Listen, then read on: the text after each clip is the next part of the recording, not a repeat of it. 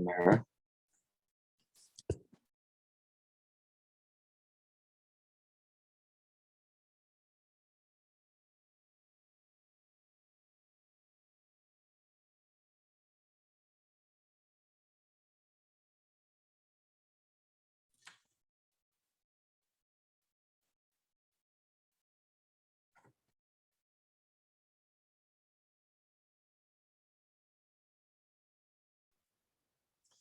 Okay, good afternoon, everybody. We're ready to begin today's Torah class, which is Parshat Toldot.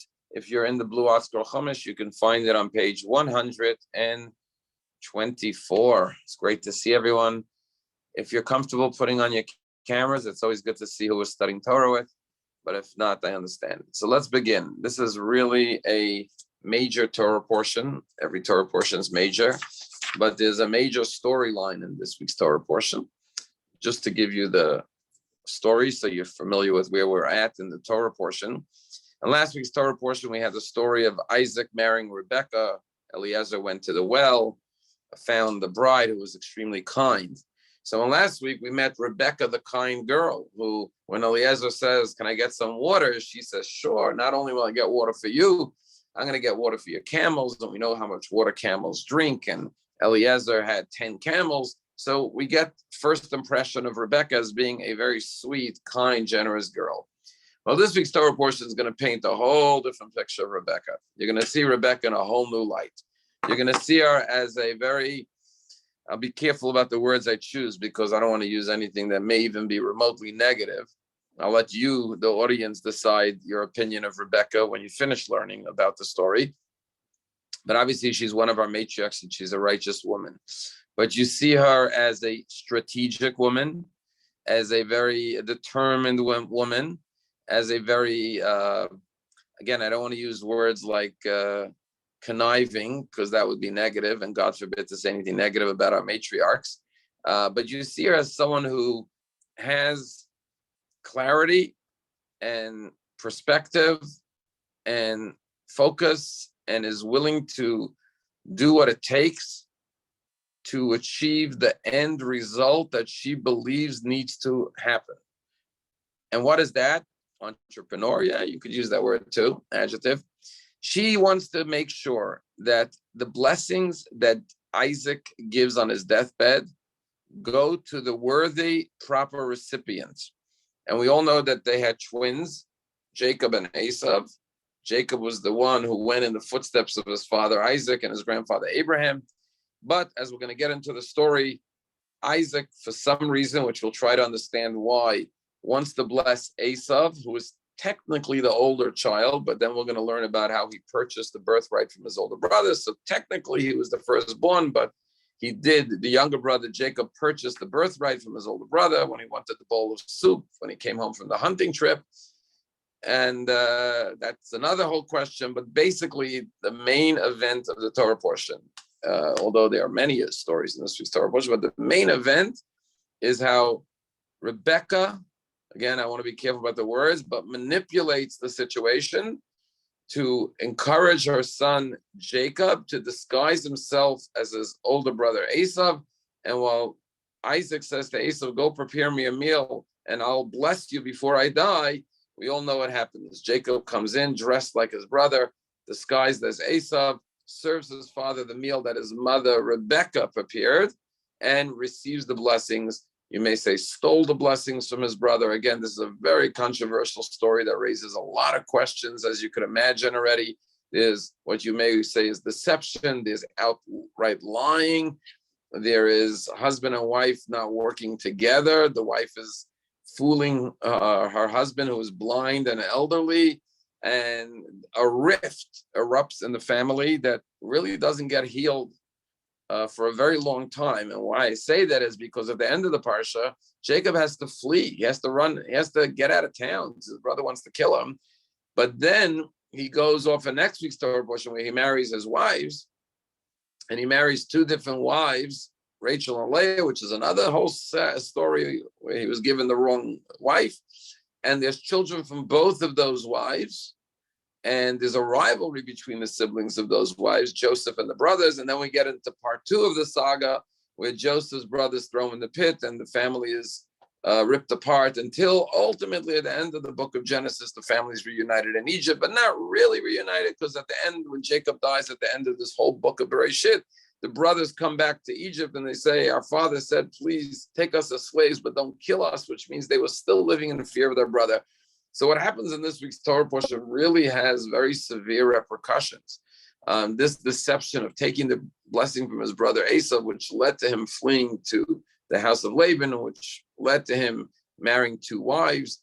And why do I say it's connected? Because one of the famous commentaries is that, they say what goes around comes around. So basically, Jacob deceives his father, and in next week's Torah portion, he's deceived by his father-in-law, who gives him the wrong daughter. He worked 7 years for Rachel, but he ends up getting Leah. Now, Rabbi say it was a punishment for his deception of his father. And as a matter of fact, you hear Laban in next week's Torah portion. I know we're getting way ahead of ourselves, but Laban says, well, in our place, we don't allow the younger sister to go before the older sister in marriage, implying you usurped your older brother's blessing. So there's a continuum, there's a chain of events that's happening here.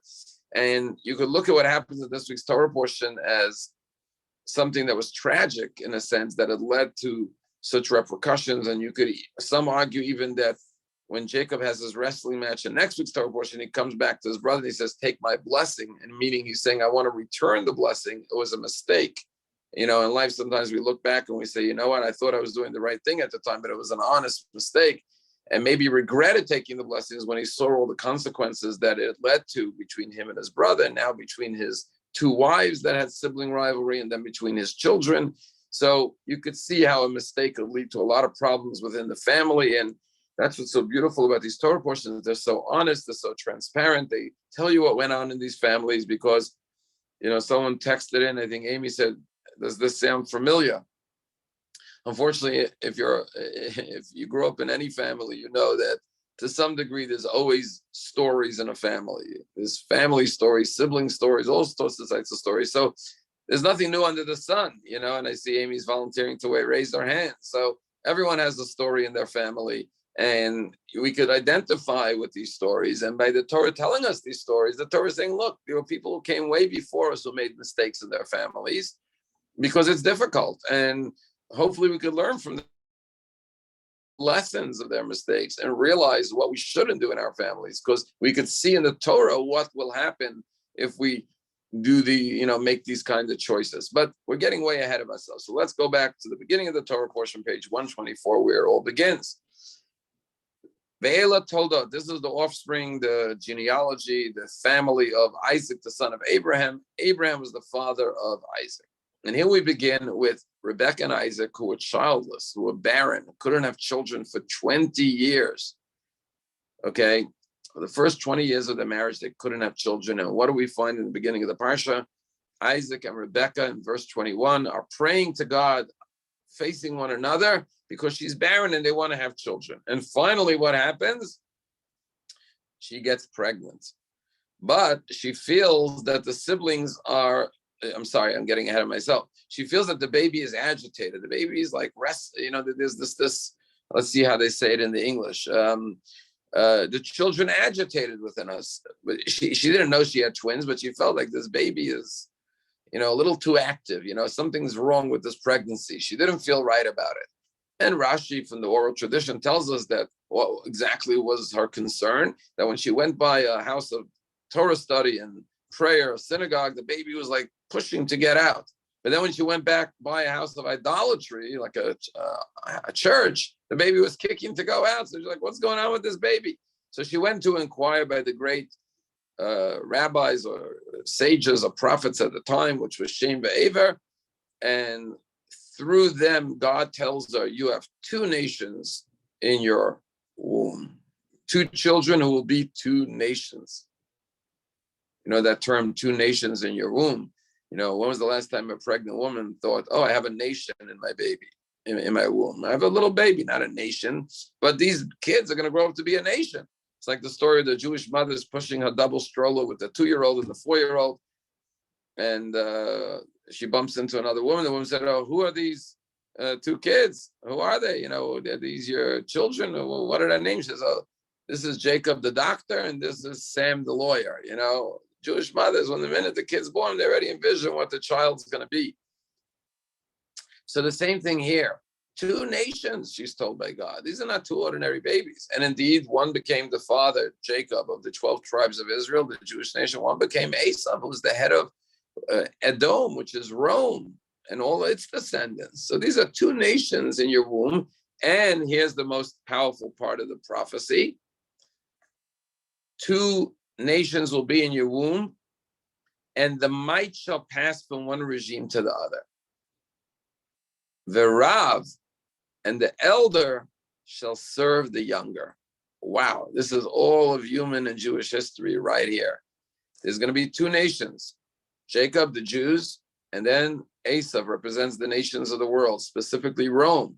But the point is, these nations will be wrestling with one another, and the might will pass from one to the other. But ultimately, the elder shall serve the younger. The younger will prevail.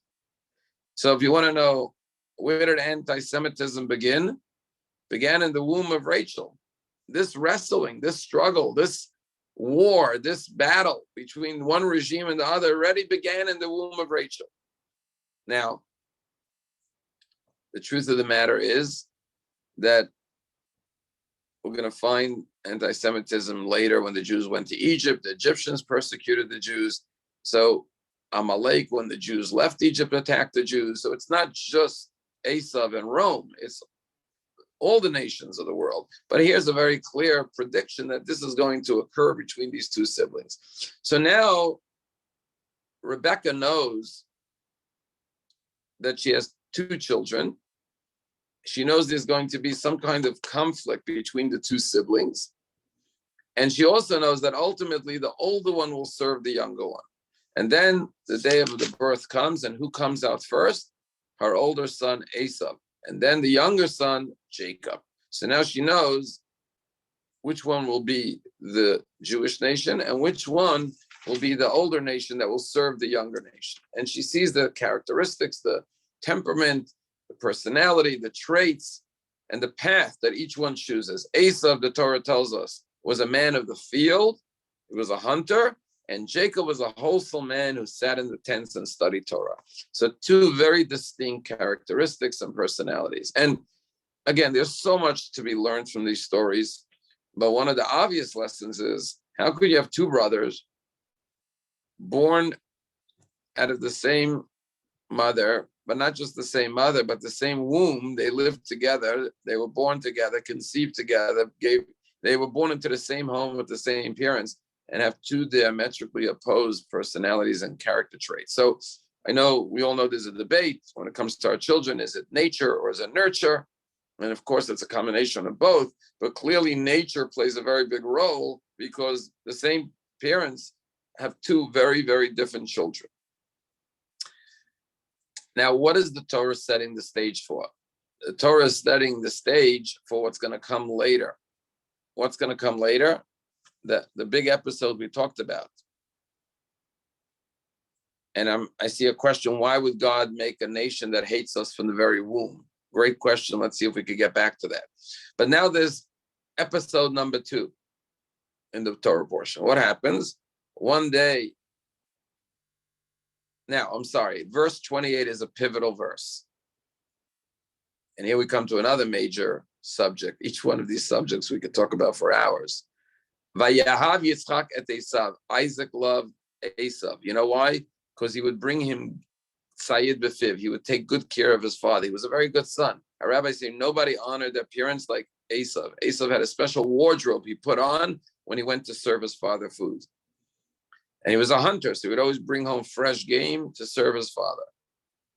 Reminds me of those mafia bosses who always, bought their mother Cadillacs and took good care of their mothers. They went out and killed people, but they took good care of their mothers. That's what Esav is like. Our rabbis say he wasn't just a hunter. He was out there stealing, killing, raping women, doing all sorts of terrible things. But then he took good care of his dad. That was the one mitzvah he really excelled at, honoring his father. And therefore, simply, this is a simple reading. There's obviously other interpretations, that he loved his son Isaac. Isaac loved his son Esau because he was such a good son. Now, there's another interpretation that Said B'Fiv doesn't mean food in his mouth, game in his mouth, which means he bought him from his hunting food, but rather means Ki Said B'Fiv, there was trickery in his mouth, which means Esau feigned religiosity and piety. He would ask his father questions about Jewish law to pretend like he was a righteous son. And his father was naive. His father fell for it. But Rivka didn't fall for it. Now you may say, why did Isaac fall for this? And here we come to another big discussion, right? You have two parents. One favors one child. Isaac favors Esau. And then the verse says, V'Rivka hevet et Jacob. Rebecca loved Jacob. Now, why did one parent love one and one the other, which again is a big no-no in parenting, right? So rabbis give a lot of explanations. They say Rebecca came from a home, a background where she had a father by the name of Bethuel and a brother by the name of Laban. She knew willy-nilly people. She knew people who knew how to scheme and be dishonest. So she saw right away, right through this boy, Esau, who he was all about. But Isaac came from Abraham and Sarah. He came from this very wholesome, pious, righteous background. He was a little naive, maybe. He fell for the ruse of Esau and thought that Esau was really a good son. So that's, just a little more context to what's going on here. But the fact is, one is connected more to one child, one is connected to the other. Now, next story. One day, Esau comes home from his hunting trip. This is, if you're inside, it's chapter 25 of Genesis, verse 30. And he sees Jacob making a lentil soup. And he says the famous words, Haliteni na min adom adom hazeh. Pour down my throat some of that hot red stuff, because I'm exhausted. Now, he doesn't just say he's hungry. Usually, if you want to eat, it's because you're hungry. He's saying, I'm exhausted. I've been out hunting all day. And, sometimes you eat because you're hungry. Sometimes you eat because you're tired and you need energy. You're just feeling, he didn't feel good about himself after a day of, doing terrible things, But anyways, Yaakov sees his opportunity and he says, I'll give you the soup on the condition that you sell me your birthright for this bowl of soup. And here we have an English expression, a bowl of beans, right? You sell something for a bowl of beans. And what's the response of Esau? In the response of Esau, you see everything. He says, I'm going to die anyways. What do I need this birthright for? In other words, he's saying, I don't need the spiritual privilege of being the firstborn and having special rights and special honors and special duties as a firstborn child. If you remember, originally the firstborn were the ones that were going to serve in the Holy Temple. He says, I'm going to die anyways. That's like the equivalent of eat, drink, and be merry, because tomorrow I may die. So there's two approaches to life. One approach is life is short. I got to accomplish the most I can and be the best I can. Because Rabbi Eliezer said to his students once, he said, repent one day before you die. And they said, how do you know the day you're going to die? He says, that's the point. Live every day like it's your last day and you'll be righteous every day. As someone once said, if you live every day of your life like it's the last day of your life, one day you'll be right. So Asa says, I don't need this birthright. It's meaningless to me. I'm going to die anyways. You could have it. He gives him the bowl of soup. He purchases the birthright. Now, all of this is a preparation for the ultimate story of this week's Torah portion. And that is chapter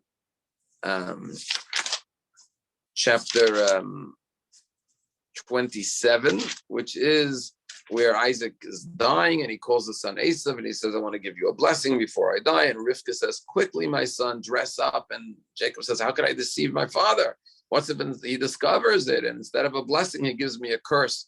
The famous words of Rebecca in this week's Torah portion, she says, Alai klilat chabani. If dad curses you, the curse will be upon me. I take it upon myself. And she pushes him to go do it to secure the blessing of Isaac, which was from his father Abraham, to Jacob and his future descendants, the Jewish people.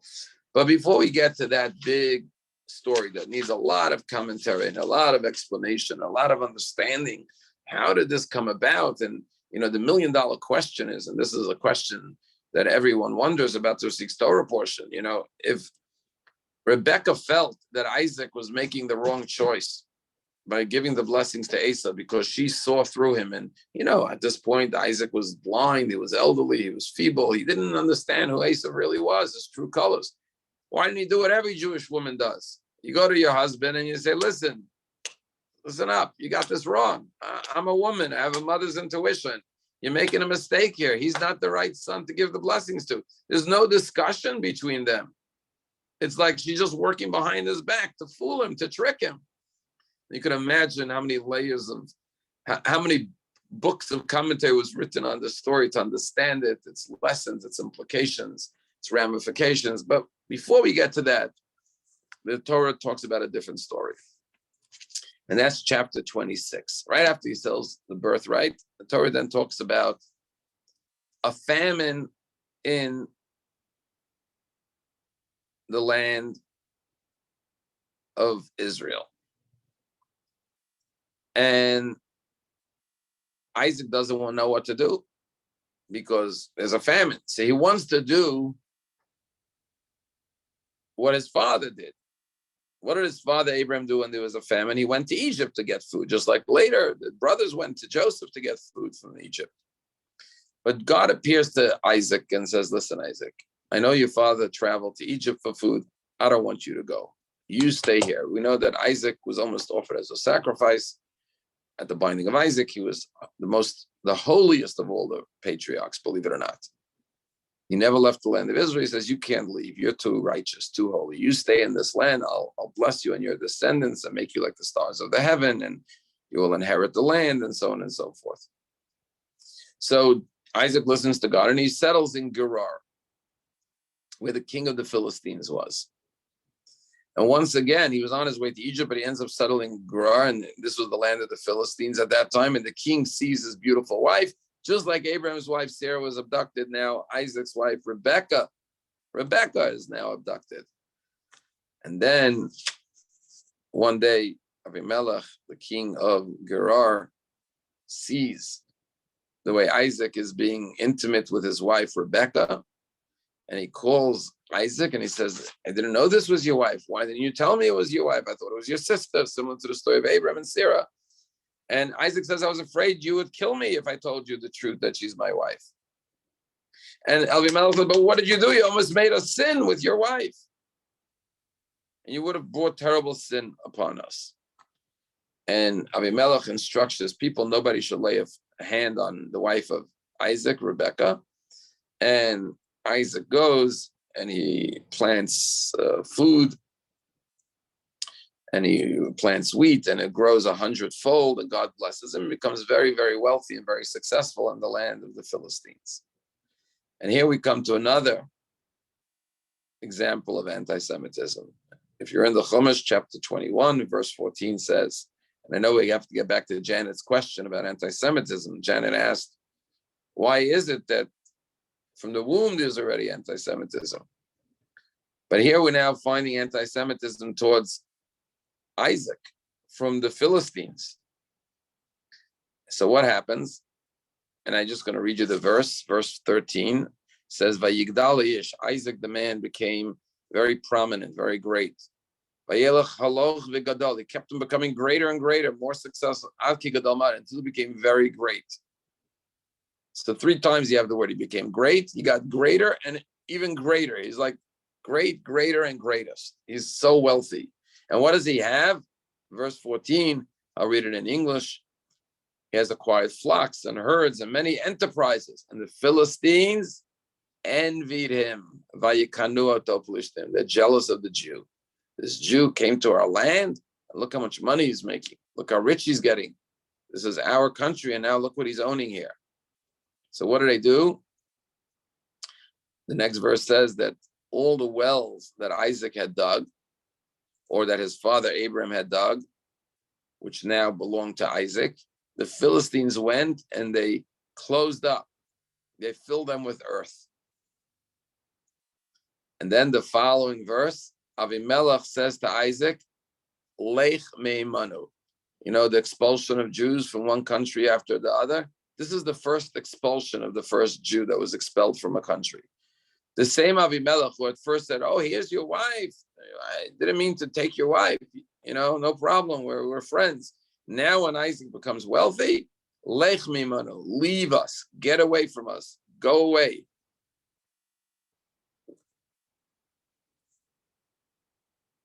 Why? The verse says why he told him to leave. Ki atzamta mimenu miod, because you have become much mighty. I'm sorry. You have become much mightier than us. Do you hear the echo of anti-Semitism till today? Leave our country. Why? Because we're jealous of you. The Torah says they were jealous, and you become too powerful, too mighty.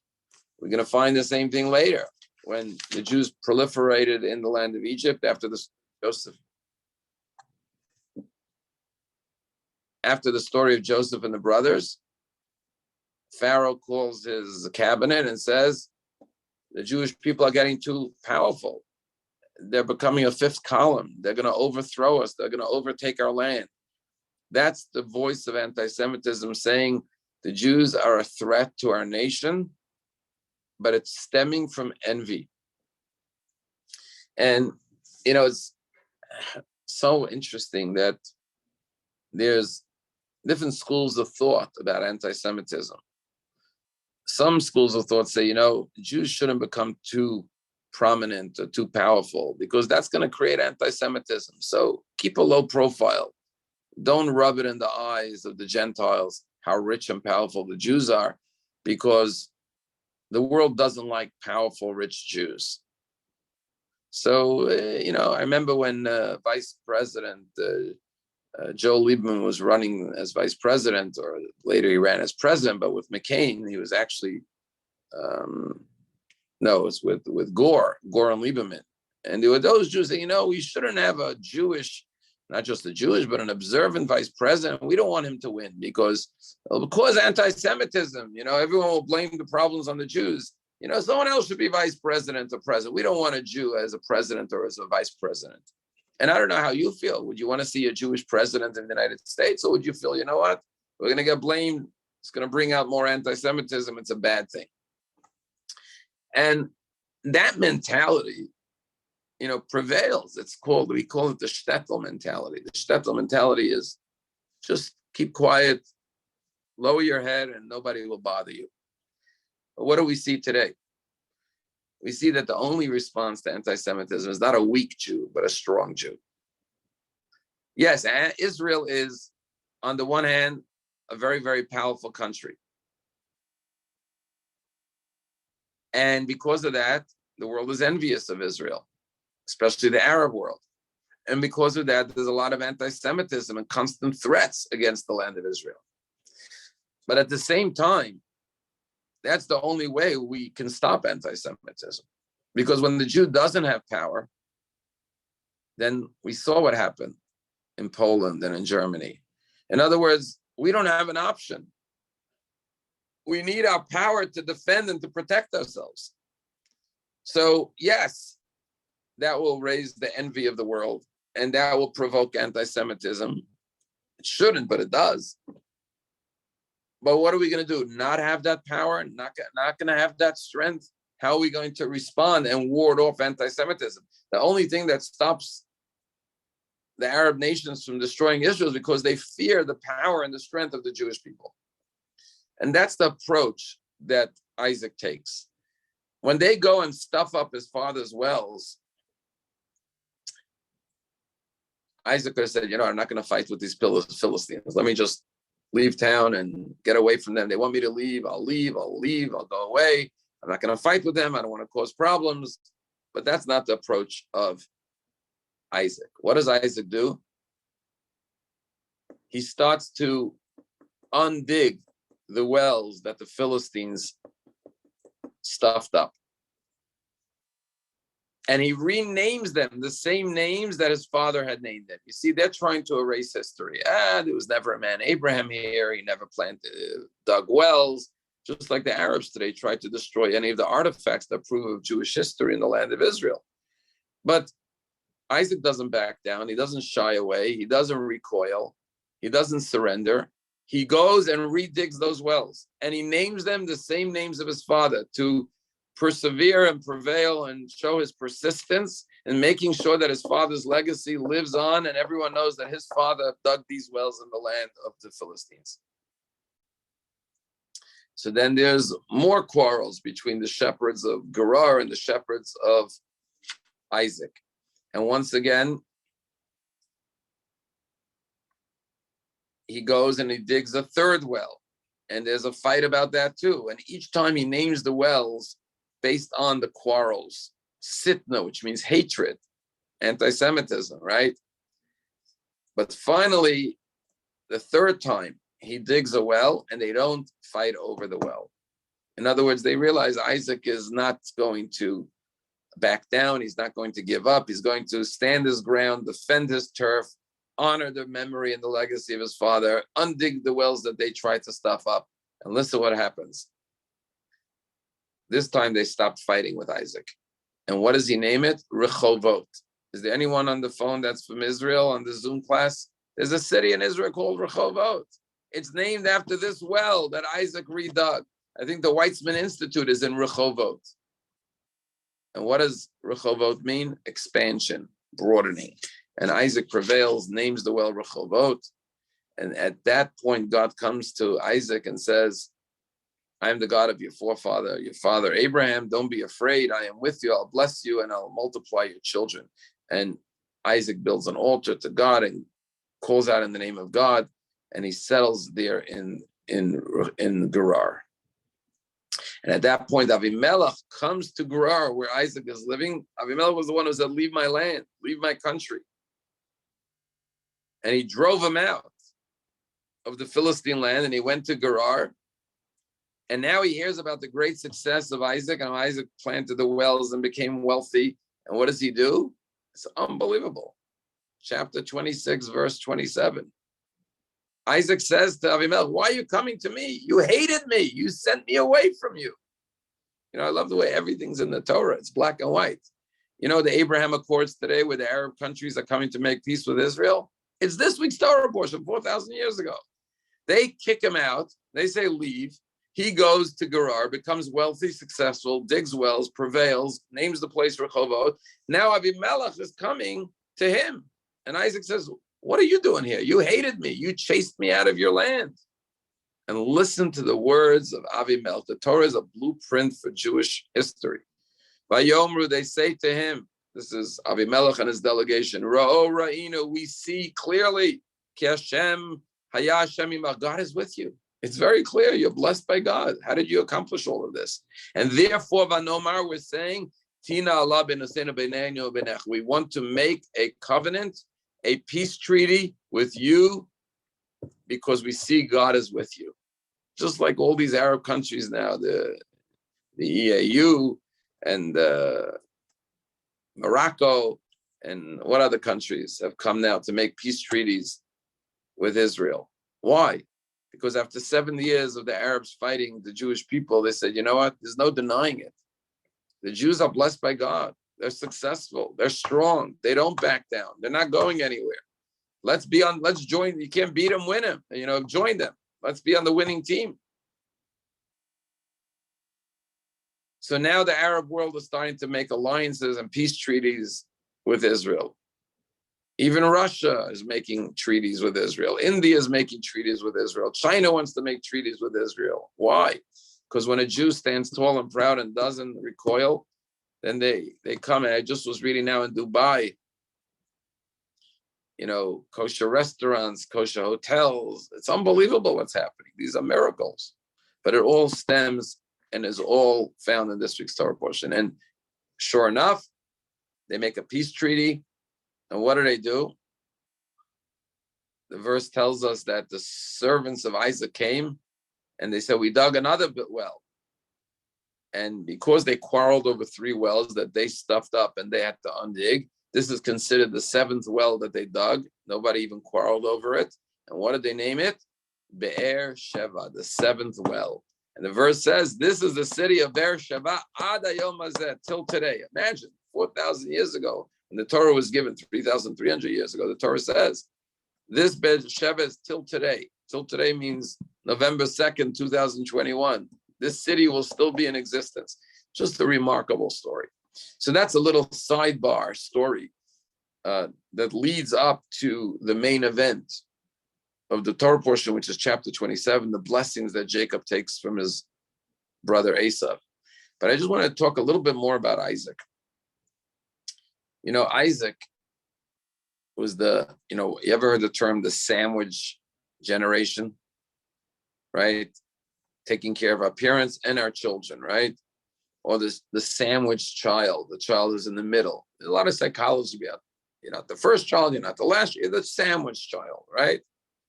Well, Isaac is the sandwich generation. He's sandwiched between Abraham and Jacob.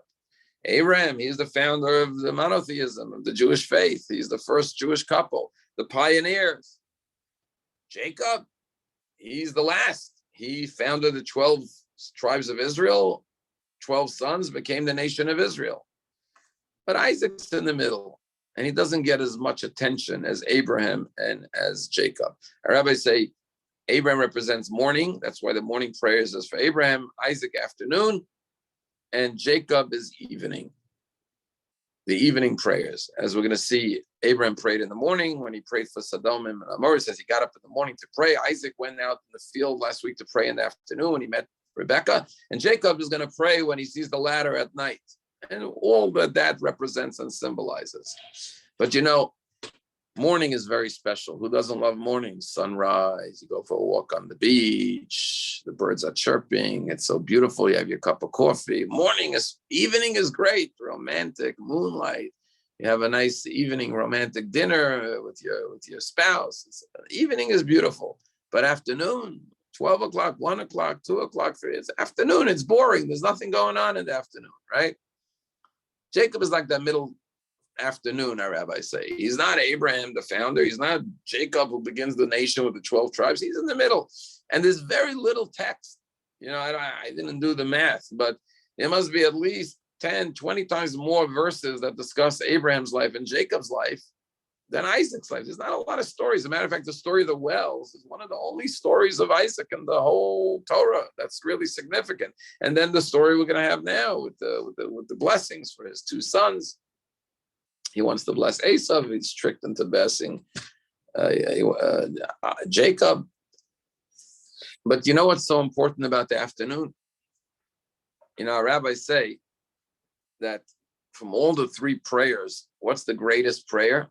The afternoon prayer, mincha. You know why? Because you have to stop in the middle of the day. And, in the morning you're home, in the evening you're home, before work, after work.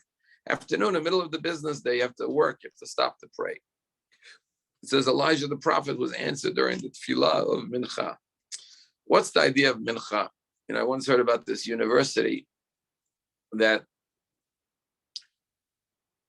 every student, on their resume says, I'm a leader, I'm a this, they said, we have so many leaders in our university, we need some followers, Isaac represents continuity, following in the ways of his father. You need generals in an army, but you need soldiers. And the idea is that Jacob, it's easier to do something that is monumental, that is earth-shattering, that is groundbreaking, that is trailblazing. But what about when you just have to be a foot soldier? You just have to follow on the path that came before you. A lot of times children want to rebel. They want to make their mark on the world. They want to go in the opposite direction of their parents. But the idea of Isaac is very important, to just carry on, as they say, to move forward with the legacy, the traditions, the beliefs, the faith of your parents. And how did he do that? It's the story of the wells: perseverance, determination, not giving up. In other words, what's afternoon? You're going through your day. There's, you go through an average day, whether you're in work or wherever it is, there's challenges come up, problems, headaches, this and that. But it's perseverance. It's working forward, overcoming one obstacle after another. That's a big part of the Jewish nation, is the continuity, the consistency, the perseverance, and the determination to carry on, not necessarily as a person who invented something new, who created something new. Like everyone wants to be the headlines, something really extraordinary, good headlines, I should say, right? But say, I don't need to have the limelight. I don't need the headline. I just have to carry on what was given to me to pass on to the next generation. Abraham's legacy and life cannot be passed on to Jacob and his children without the link. The link is Isaac. We're all links in a chain. If you have a chain and one link breaks, that's the end of the whole chain. The chain is only as good as its weakest link. You have a chain that's locking up something and one link breaks, that's it. The chain doesn't work anymore. Same thing with the chain of the Jewish nation. If one generation disconnects from the chain, breaks the link, there's no future generations. So all the future generations are dependent on your link. And that's the message of Isaac and the digging of the wells. So now we come to the main event that I'm saving the last 15 minutes for, which is the story of the blessings that Isaac wants to give and bestow upon his son Esau, but Jacob manages to come with the help of his mother to take away the blessings. And it's a very powerful story. I've said this many times, but I remember learning this in 4th grade as a kid.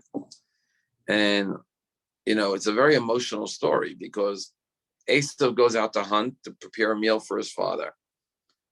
Meanwhile, Rebecca's dressing up her son Jacob to go deceive the father. And I remember reading the story and I was like, I'm the edge of my seat. What's going to happen? Is he going to get caught, And my Rebbe, I still remember it. When he told the story, he ad-libbed a little bit and he said, as Esau is coming back with his meal from the hunting trip, he's going up the steps and Jacob has just gotten the blessings and he's leaving, going down the steps. And I'm afraid he's going to get caught. He's going to get in trouble. And sure enough, he has to run away from the wrath of his brother. And it's very emotional, when he says, Dad, when he realizes his younger brother took his blessing, he says, he tricked me twice. He tricked me once when he bought the birthright for the bowl of soup, and now he tricked me again. And I'm just going to quote one verse. When Isaac realizes he was tricked into giving the blessing to the wrong child that he didn't intend to give it to. So chapter 27, verse 33 says, Isaac trembled in very great perplexity, it says. And he says, who is the one who brought me the food that I just ate, if not you, Esau? And he says, when Esau heard this, he cried a bitter cry, the verse says. And he says, my younger brother, he tricked me again. And then he says to his father, please bless me too. And his father says, I already gave away the blessing. And he says, do you only have one blessing? And he ends up giving Esau a secondary blessing. The blessing of, he says, I've already made you subservient to your younger brother, but he said, I'm going to bless you too. And he gives him a blessing to Jacob. He said, the fat of the heaven, from the dew of the heaven and from the fatness of the earth, dew of the heaven representing the more spiritual blessings, but then he gives a more materialistic blessing to his son Esau. And here's where the bad blood begins between the two brothers. So let's see if we could just address some of the very, very fundamental questions. The first question, obviously, is how could a wife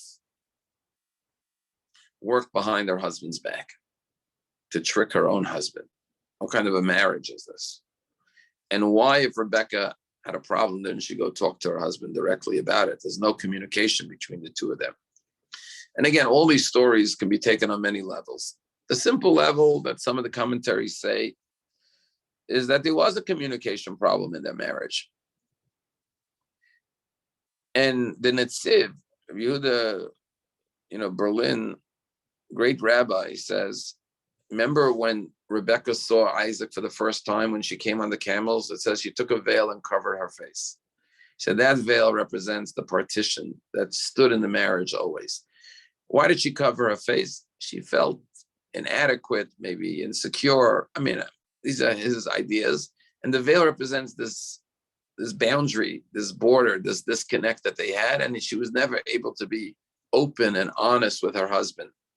And that in itself is a lesson. There are marriages where sometimes one spouse feels they cannot express themselves openly, transparently. They have to hide things, they have to suppress things. Maybe they live in fear of their spouse. But that's just one angle of understanding it. But obviously, there's much deeper stories here. And again, the beauty of these stories is that everyone could relate to this story in some level or the other. So what does a parent do? You have something that you want to pass on to your children. like Isaac. But one child is more worthy than the other child. I could give a lot of examples, but let's say you have a business. It's a difficult business to run. One child that you have is very bright, very disciplined, very hardworking. And if you give this business to this child, they're going to be successful. They're going to keep it going and continue to be successful. But that child's not the older child. The older child is the child who's lazy, who doesn't work hard, who not responsible person. You can't trust that child. But he's the older child. So do you say, well, the older child is the older child. He deserves it. Or do you say, look, I'm going to give it to the child that's going to take good care of it and not squander it? That's not the kind of dilemma here. Esau's the older child, but Jacob's the one who's going to appreciate the blessings of his father Isaac and the grandfather Abraham and pass it on to the 12 tribes of Israel and make sure that the Jewish people carry on. So we're talking about a blessing. It's not a tangible thing, but it's a spiritual gift. So I don't know, if you're an artist and you have an art studio and you have a very valuable collection of art, and you have one child who doesn't know the first thing about art, never showed any interest in art, and the other child is passionate and loves art and studies art, right? Well, the older child deserves it, but the older doesn't appreciate art. Well, what's he going to do with the studio? Nothing. My younger child's going to appreciate it, going to develop it, right? Same thing here. You have one child that's spiritually in tune to everything his parents and grandparents represent. That's Jacob. Then you have another child that's clueless. He's busy hunting and killing and raping women. What are you going to give him the blessings of Jacob, of Abraham and Isaac? It's going to go to waste. So there's that dilemma. On the other hand, as parents, we always talk about unconditional love. To love all your children unconditionally. So what does it mean to love unconditionally? Doesn't matter which one is the better child. Doesn't matter which is the more responsible child. Doesn't matter which is the more capable child. You have to love all your children unconditionally. So you don't choose the younger one over the older one, because that means you love the older child less because of conditional love. So you could see the struggle here, the difficulty. So Isaac feels, you know what? Esau is my older child. That's the one I have to give it to. Unconditional love. I know Jacob's the better child, but Esau is my son too. I love him unconditionally. I'm going to give him the blessing. Rebecca says, no, you can't give it to Esau. You have to give it to the worthy child, the child that would appreciate and cherish the blessing and make something from this blessing. Now, why would she just not tell her husband this? Perhaps, and again, there's a lot of commentary and a lot of theories. She's like, you know what? They have a good relationship. Father and son, Isaac and Esau, despite their differences, they love each other. If you're going to bring your child back to the proper path, there's a famous story, I think, with the Baal Shem Tov. Somebody came to him and said, what should I do? My son went off the Jewish path. He's not religious anymore. So the Baal Shem Tov or some other rabbi said to him, did you love him when he was religious? He said, yeah, of course. He says, so now you need to love him even more. In other words, precisely because he's not on the proper path, how do you think you're going to return him to the path? Only with love. So Esau is that child who's wayward, and today he's not part of the Jewish nation. He abandoned Judaism. He abandoned the path of his ancestors. His descendants are not the Jewish nation. But Esau is like that father who doesn't want to give up on his child. He's not ready to write off 50% of his children and say, okay, I got one, I lost one. He's like, no, I'm going to love him. I'm going to give him blessings. Maybe that will restore his connection and bring him back to the proper path. Rebecca is more pragmatic. She's like, you know what? He's a lost cause. We're wasting our time. Let's focus on the good child and make something of him and have a Jewish nation from him. And obviously, Rebecca was right. It's another example of the woman being correct, understanding the path. But you could also identify, and that's why when Isaac hears that he was deceived, he gives out a wailing cry. He's in pain because he realizes that he's going to lose his son Esau now. But Rebecca doesn't want to tell her husband, why should I damage or taint or poison the father's perspective of his son? If he thinks his son is good, he still loves him. I don't want to destroy that love. I need to make sure Jacob gets the blessings, but I don't want to interfere with the love between the father and the son. Let that bond go on. Let him be deceived. So like this, the son won't be angry at the father for giving away his blessing. It wasn't his fault. How could Esau be angry at Isaac? Isaac was a victim of the deception of Rebekah and Jacob. So perhaps that's some of the deeper psychology. But to take it a step further, they say history repeats itself, right?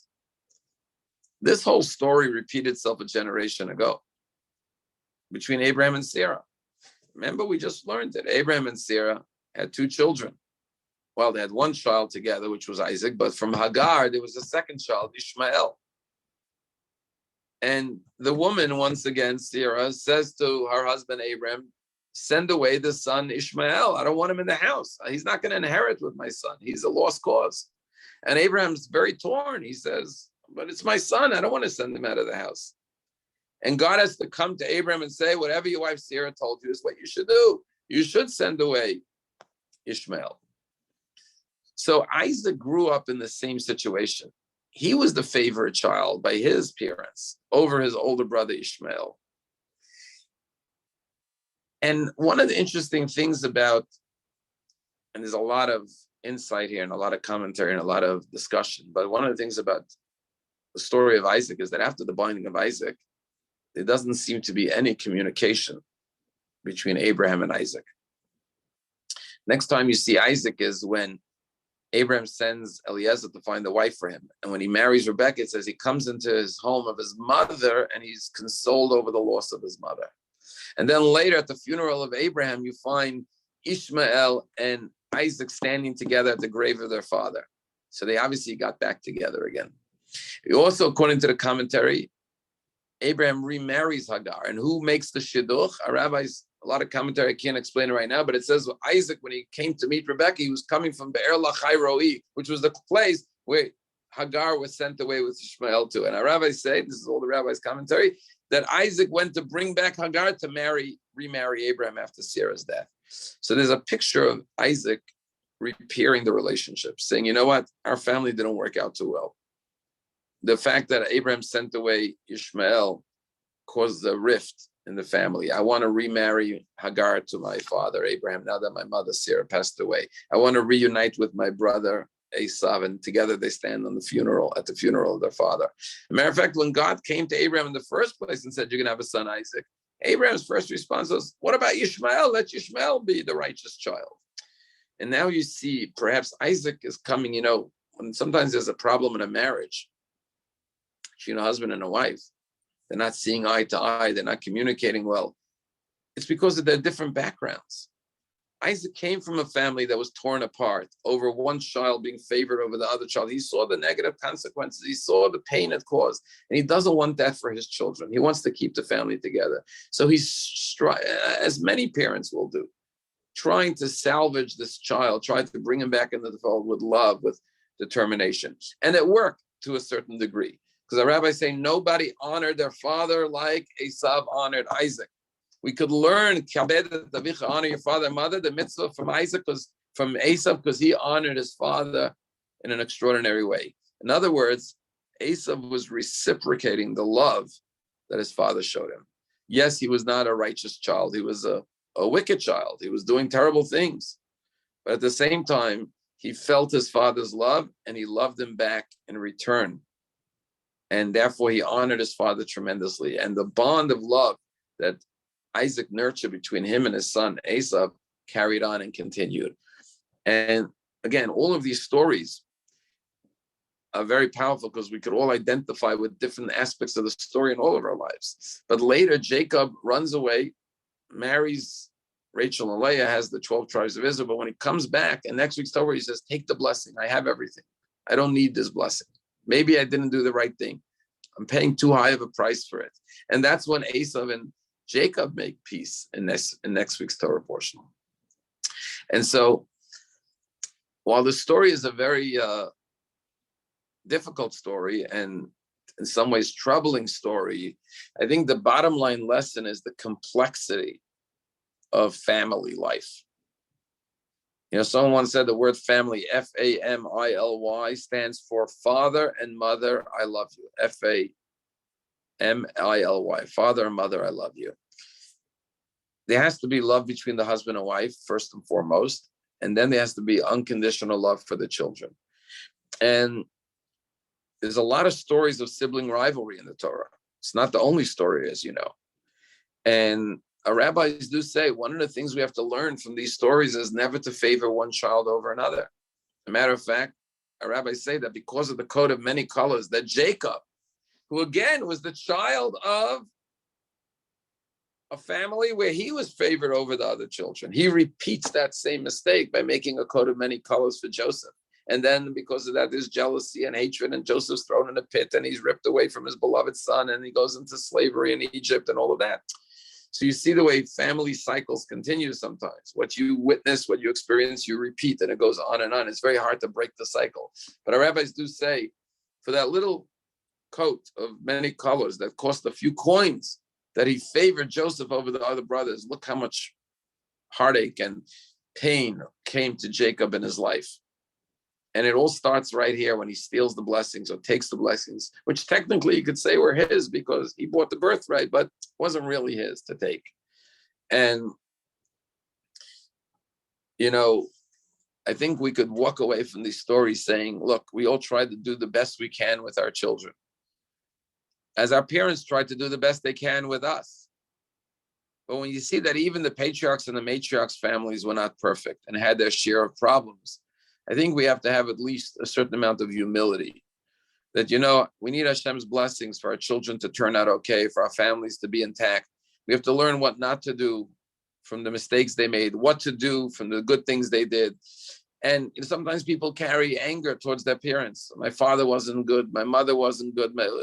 Or maybe our children carry disappointment in us, the way we raised them in our home. But these stories point to the fact that even the patriarchs and the matriarchs didn't always get it right. And they were the founders, but they still have beautiful families. The Jewish people are still here. In other words, you don't have to be a perfect family to have a beautiful family. There's a certain margin of error. They made mistakes, but we're still here as their descendants. And maybe our parents made mistakes, or we're making mistakes with our children. But as long as we try our best to do what's right, and when we make the mistake, we have the honesty to say, you know what, I made a mistake. Looking back, I should not have done that. I maybe should have done things differently. But I'm human. You know, it's interesting. You know, there's no courses on how to be a parent. I mean, there are, but, you know, we go to school, we learn a career or how to make money, a degree. But the most important thing we do in our lives is family. You would think as you go through school, there'd be courses on family, marriage, children, the most important subjects, which is how to have a happy marriage, how to raise good children, how to raise children with kindness and empathy and compassion and respect and decency. You're supposed to figure it out on your own somehow. No one gives you courses in college on that, right? Yeah, you could get a course on economics, but what's more important, economics or, I mean, economics is important, but not as important as your family life. So the Torah is really the blueprint. And I'll just conclude with a story that I once heard. I don't know if it's 100% true, but I heard it was in his book. So we all know the famous actor, Kirk Douglas, who died at over 100 and whatever years old. And towards the end of his life, it's a whole story. He was in a plane accident and he almost died, and other people died in the helicopter crash or plane crash. And it led to his starting to seek out his roots. He was born Issa Danilovich as a Jewish kid, and he became the famous actor, Kirk Douglas. What's his son's name? Michael Douglas. But anyways, he married out of the faith. At the end of his life, he came back to learning Torah with rabbis. And if you go to Israel, Esha Torah, which is the big yeshiva across from the Kotel, he dedicated the amphitheater there, and he became much more connected to his Jewish roots. And apparently, he said that the turning moment in his life was, he says, he has a Chagall painting in his house, I guess in California where he lived, of like biblical figures, Moses or Abraham, I don't know. And one day he was laying in bed, he was thinking about his life, and he saw this painting in his wall. And he decided to open the Bible, which he had never really studied, the Torah. And he started reading the book of Genesis.